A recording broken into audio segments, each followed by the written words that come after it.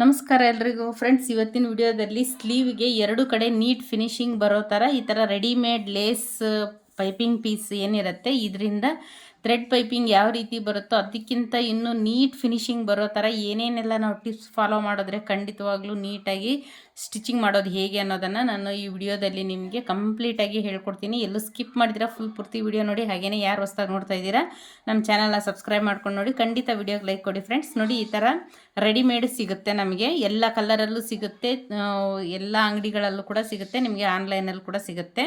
ಇದನ್ನು ನೀವು ಯಾವ ಕಲರ್ ಬೇಕಿದ್ರೂ ನಿಮಗೆ ಮ್ಯಾಚಿಂಗ್. ಈಗ ನೋಡಿ, ನಾನು ಇದನ್ನು ಮರೂನ್ ಕಲರಲ್ಲಿ ತೊಗೊಂಡಿದ್ದೀನಿ. ಇದಕ್ಕೆ ಅವ್ರಿಗೂ ಗೋಲ್ಡ್ ಕಲರು ಹೇಳಿರೋದಕ್ಕೆ ನಾನು ಗೋಲ್ಡ್ ಕಲರ್ ಮಾಡಿದ್ದೀನಿ. ಇಲ್ಲಾಂದರೆ ನೀವು ಸ್ಯಾರಿ ಏನು ಬರುತ್ತೆ ಆ ಕಲರ್ ಕೂಡ ತೊಗೋಬಹುದು.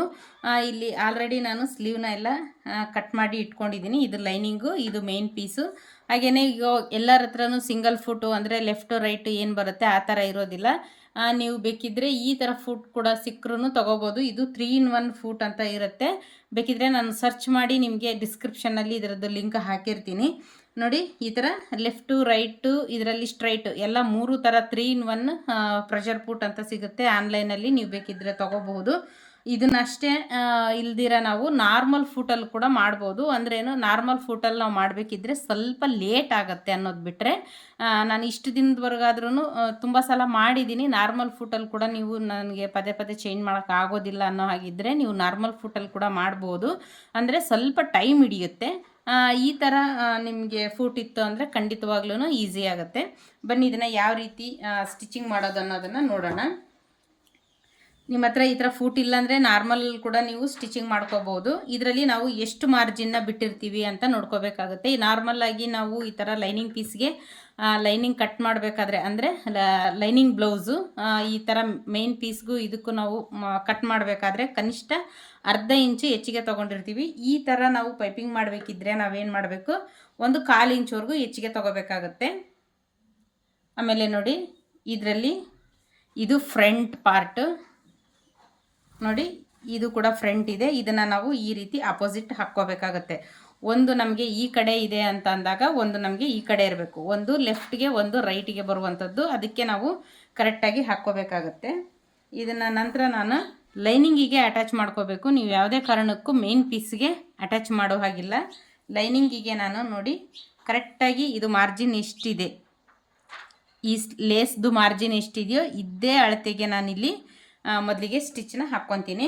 ಈ ಸ್ಟಿಚ್ ಹಾಕಬೇಕಿದ್ರೂ ಕೂಡ ನೀವು ನೋಡಿ ಕರೆಕ್ಟಾಗಿ ಈ ಎಡ್ಜ್ ಏನಿರುತ್ತೆ, ಈ ಪೈಪಿಂಗಿಂದು ಎಡ್ಜ್ ಏನಿರುತ್ತೆ ಇಷ್ಟರಲ್ಲೇ ಬರಬೇಕು ನಮಗೆ. ನೀವು ಇದರಲ್ಲಿ ಏನಾದರೂ ಸ್ವಲ್ಪ ಮಿಸ್ಟೇಕ್ ಮಾಡೋದು, ಲೂಸ್ ಬಿಡೋದು, ಎಳೆಯೋದು ಏನಾದರೂ ಮಾಡಿದ್ರಿ ಅಂದರೆ ಏನಾಗುತ್ತೆ, ಈ ಲೇಸ್ ಡ್ಯಾಮೇಜ್ ಆಗೋ ಚಾನ್ಸ್ ಇರುತ್ತೆ. ಆದಷ್ಟು ಕೇರ್ಫುಲ್ಲಾಗಿ ನೀವು ಪೈಪಿಂಗ್ನ ಮಾಡ್ಕೋಬೇಕಾಗುತ್ತೆ. ಫಸ್ಟು ನೋಡಿ, ನಾನು ಇದಕ್ಕೆ ಸ್ಟಿಚ್ನ ಹಾಕ್ಕೊತಾ ಇದ್ದೀನಿ.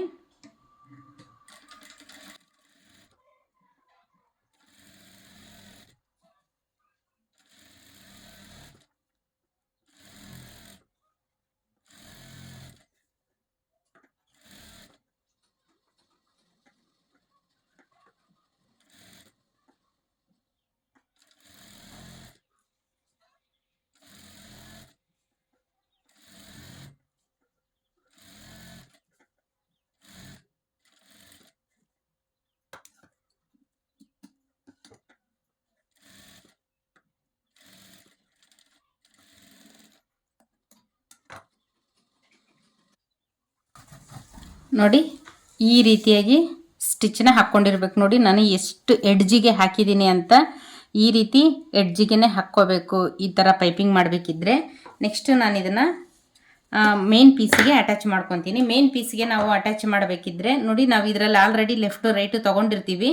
ಈಗೇನು ನಾವು ಲೆಫ್ಟು ರೈಟು ನೋಡೋ ಅವಶ್ಯಕತೆ ಇರೋದಿಲ್ಲ, ಯಾಕೆಂದರೆ ಇದು ಕರೆಕ್ಟಾಗಿ ಬಂದುಬಿಡುತ್ತೆ. ನೋಡಿ, ಇದು ಉಲ್ಟಾ ಇಲ್ಲ, ಇದು ಸೀದಾ ಕಡೆ ಇದೆ. ಈ ಸೀದಾ ಮೇಲೆ ಇದನ್ನು ಈ ಸೀದಾ ಒಳಗಡೆ ಹೋಗೋ ರೀತಿ ಈ ಥರ ಹಾಕ್ಕೋಬೇಕಾಗುತ್ತೆ. ನೋಡಿ, ಈ ಥರ. ಇದರಲ್ಲೂ ನೀವು ಬಾರ್ಡರು ನೋಡಿ, ಇಲ್ಲಿಗೆ ಬೇಕಿದ್ದರೂ ಸ್ಟಿಚ್ ಹಾಕ್ಕೋಬೋದು, ಇಲ್ಲಿಗೆ ಬೇಕಿದ್ದರೂ ಹಾಕ್ಕೋಬೋದು. ಬಾರ್ಡ್ರು ನಿಮಗೆ ಇದು ನೋಡಿ, ಇದು ತುಂಬಾ ಲೆಂತ್ ಇದೆ. ನಾರ್ಮಲಾಗಿ ಒಂದೊಂದು ಬ್ಲೌಸಿಗೆ ಏನಿರುತ್ತೆ, ಇದು ಈ ಬಾರ್ಡ್ರಿಗಿಂತ ಇದು ಅರ್ಧ ಇಂಚು ಮಾತ್ರ ಹೆಚ್ಚಿಗೆ ಇರುತ್ತೆ. ಇದರಲ್ಲಿ ಜಾಸ್ತಿ ಇದೆ. ಇದರಲ್ಲಿ ಜಾಸ್ತಿ ಇದ್ರೂ ನಾವಿಲ್ಲಿ ಪೈಪಿಂಗ್ ಮಾಡೋದ್ರಿಂದ ಇದಕ್ಕೂ ಕವರ್ ಆಗುತ್ತೆ. ಇದರಿಂದ ಏನು ತೊಂದರೆ ಆಗಲ್ಲ. ಇಲ್ಲಾಂದರೆ ನೀವು ಈ ಥರ ಬೇಡ ಅನ್ನೋ ಹಾಗಿದ್ದರೆ ನೋಡಿಕೊಂಡು ನೀವು ಇಲ್ಲಿಗೆ ಬೇಕಿದ್ದರೂ ಸ್ಟಿಚ್ ಮಾಡ್ಕೋಬೋದು. ನೋಡಿ, ನಾನು ಇಲ್ಲಿ ಈ ಅಂಚು ಮಾತ್ರ ಏನಿದೆ ಇದನ್ನು ಬಿಟ್ಟು ನೋಡಿ, ಈ ಅಂಚು ಭಾಗ ಏನಿದೆ ಇಷ್ಟನ್ನು ಮಾತ್ರ ನಾನು ಬಿಟ್ಟು ಸ್ಟಿಚ್ನ ಹಾಕ್ಕೊತೀನಿ. ಈ ಸ್ಟಿಚ್ನ ಹಾಕ್ಕೋಬೇಕಿದ್ರು ನೀವು ಇದರಲ್ಲಿ ಇನ್ನೊಂದು ಏನು ಫಾಲೋ ಮಾಡಬೇಕಂದ್ರೆ, ಈಗ ಆಲ್ರೆಡಿ ನಾನು ಈ ಸ್ಟಿಚ್ನ ಇಲ್ಲಿ ಹಾಕಿದ್ದೀನಿ. ಈ ಸ್ಟಿಚ್ ಮೇಲೆ ಬರಬಾರ್ದು, ಈ ಸ್ಟಿಚ್ಗಿನ್ನ ಇನ್ನೂ ಸ್ವಲ್ಪ ಈ ಸ್ಟಿಚ್ ಕವರ್ ಮಾಡಿಕೊಂಡು ಹಾಕ್ಕೋಬೇಕಾಗತ್ತೆ. ನೋಡಿ, ಈ ಸ್ಟಿಚ್ ಏನು ಹಾಕಿದ್ದೀನಲ್ಲ ಇದನ್ನು ನಾವು ಆದಷ್ಟು ಕವರ್ ಮಾಡಿ ಹಾಕ್ಕೋಬೇಕಾಗತ್ತೆ.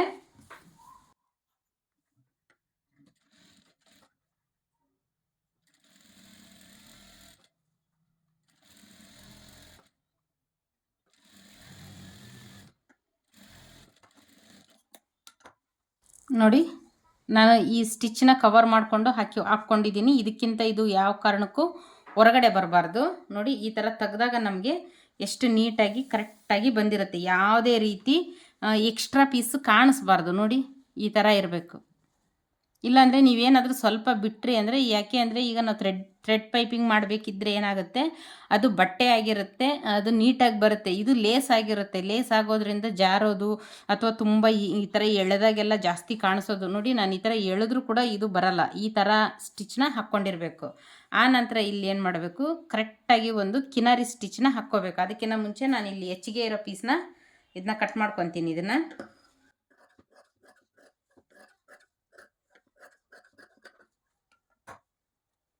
ನೋಡಿ, ಈ ಕಚ್ಚಾ ಪೀಸು ಲೈನಿಂಗಿನ ಕಡೆ ಟರ್ನ್ ಆಗಿರಬೇಕು. ಆನಂತರ ಇದ್ರ ಮೇಲೆ ನಾವು ಕರೆಕ್ಟಾಗಿ ಕಿನಾರಿ ಸ್ಟಿಚ್ನ ಹಾಕ್ಕೋಬೇಕಿಲ್ಲಿ.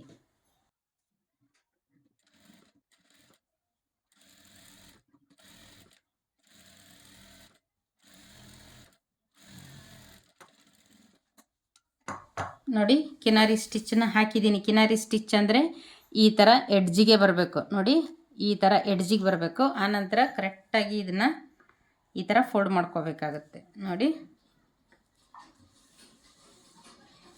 ಈ ಥರ ಫೋಲ್ಡ್ ಮಾಡಿಕೊಂಡು ಈಗ ಸ್ಟಿಚ್ನ ಹಾಕ್ಕೋಬೇಕು. ನೋಡಿ, ಈ ಥರ ಎರಡು ಕಡೆ ನೋಡಿದಾಗೂ ನಮಗೆ ಒಂದೇ ಥರ ಕಾಣಿಸ್ಬೇಕಿದು. ಆ ಥರ ಫೋಲ್ಡಿಂಗ್ನ ಮಾಡಿಕೊಂಡು ಕರೆಕ್ಟಾಗಿ ಹೆಚ್ಚು ಕಡಿಮೆ ಇತ್ತು ಅಂದರೂ ಬಟ್ಟೆನ ನೀಟಾಗಿ ಸರಿಸ್ಕೊಂಡು ಸ್ಟಿಚ್ನ ಹಾಕ್ಕೋಬೇಕು. ಈಗ ನಾನು ಇದಕ್ಕೆ ಪಾಯಿಂಟೆಡ್ ಸ್ಟಿಚ್ನ ಹಾಕ್ಕೊತಾ ಇದ್ದೀನಿ.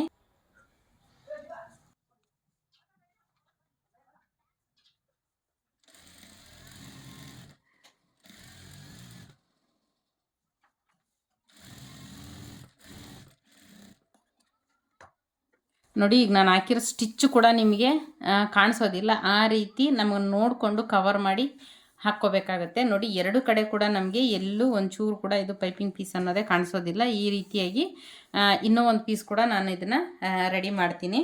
ನೋಡಿ, ಇದಕ್ಕೂ ಅಷ್ಟೇ, ಇದು ಸೀದಾ ಮೇಲಿದೆ, ಸೀದಾ ಮೇಲೆ ಇದು ಸೀದಾ ಒಳಗಡೆ ಹೋಗೋ ರೀತಿ ಹಾಕ್ಕೋಬೇಕು.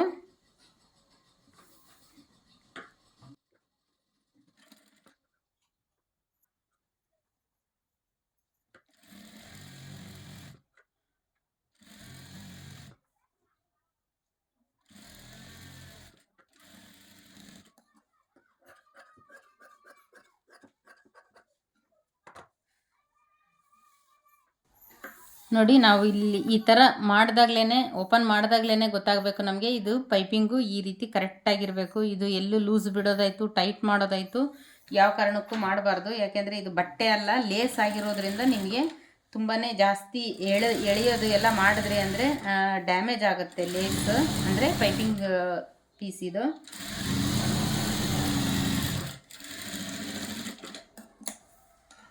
ನೋಡಿ, ಎಷ್ಟು ಕರೆಕ್ಟಾಗಿ ಬಂದಿದೆ. ಈಗ ಇದನ್ನು ನಾವು ಮತ್ತೆ ಇದ್ರ ಮೇಲೆ ಸ್ಟಿಚ್ನ ಹಾಕ್ಕೋಬೇಕಾಗತ್ತೆ. ಅದು ಕೂಡ ನೋಡಿ, ಇದು ಕವರ್ ಆಗೋ ರೀತಿ ಈ ಥರ ಸ್ಟಿಚ್ನ ಇಲ್ಲಿ ಹಾಕ್ಕೋಬೇಕಾಗತ್ತೆ. ನೋಡಿ,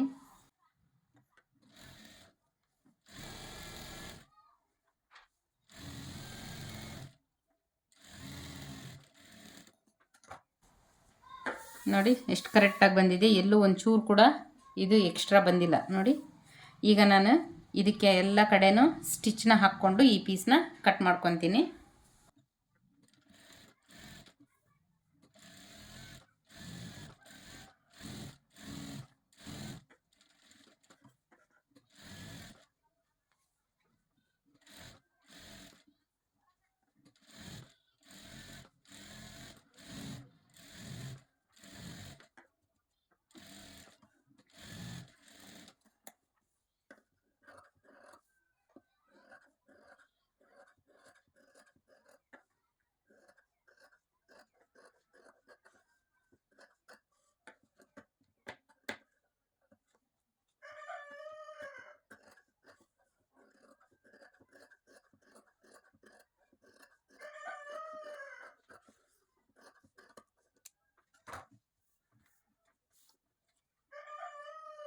ನೋಡಿ ಎಷ್ಟು ಕರೆಕ್ಟಾಗಿ ಬಂದಿದೆ. ನೀವು ಬಿಗಿನರ್ಸ್ ಆಗಿದ್ದರೂ ಕೂಡ ನೀವು ಇದೇ ರೀತಿ ಸ್ಟಿಚ್ ಮಾಡಿದಾಗ ಖಂಡಿತವಾಗ್ಲೂ ಎಲ್ಲೂ ನಿಮಗೆ ಬ್ಲೌಸ್ ಅನ್ನೋದು ಹಾಳಾಗೋದಿಲ್ಲ.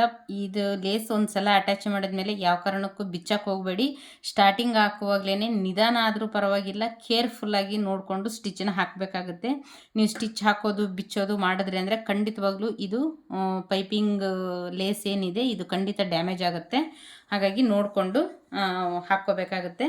ಫ್ರೆಂಡ್ಸ್, ಅರ್ಥ ಆಯಿತು, ವಿಡಿಯೋ ಇಷ್ಟ ಆಯಿತು ಅಂತ ಅಂದ್ಕೊಂಡಿದ್ದೀನಿ. ಖಂಡಿತ ವಿಡಿಯೋಗೆ ಲೈಕ್ ಮಾಡಿ ಫ್ರೆಂಡ್ಸ್. ಹಾಗಿದ್ರೆ ನೆಕ್ಸ್ಟ್ ವಿಡಿಯೋದಲ್ಲಿ ಸಿಗೋಣ. Thank you so much.